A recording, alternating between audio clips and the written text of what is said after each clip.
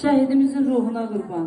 Allah onun ruhunu şad eləsin. Onun timsalında bütün canından keçmiş bütün şəhidlərə önündə baş əyirik, ruhu qarşısında baş əyirik.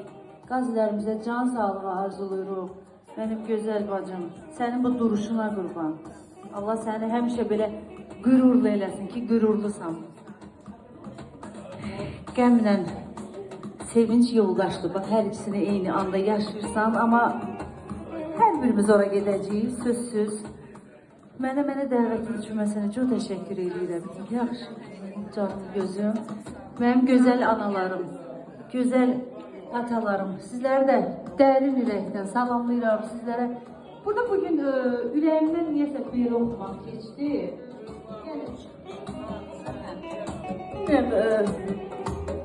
İstədim ki, biraz, mənə gəldi ki, biraz dinləmək istəyirlər. Bir balaca, elə deyilmi? Aha, mən onda bir balaca oxuyum, gerisinə də baxarım. İnşallah.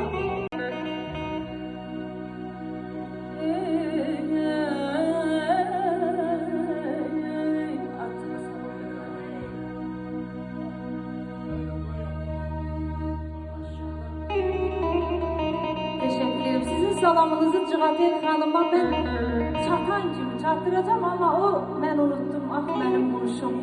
Məndən sizlərə sevgi dolu salamlar yollayırdı. Bu gecikməmişdi.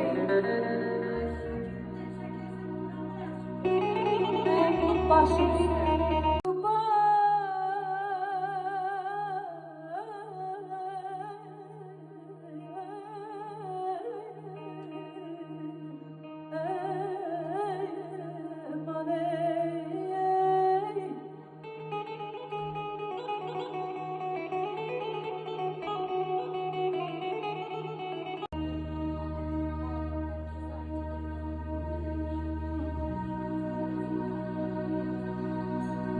Eyvə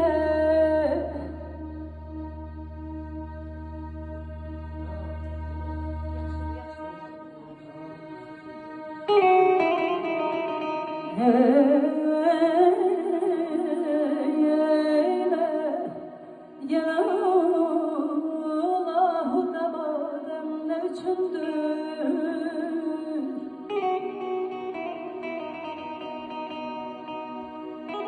Aynı dilde bu keder gömlecimde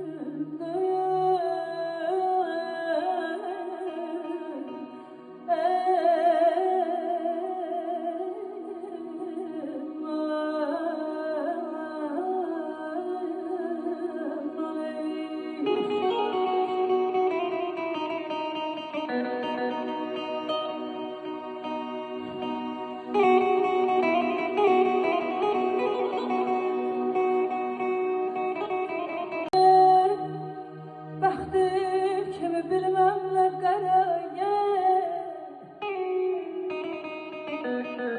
Batdın yenə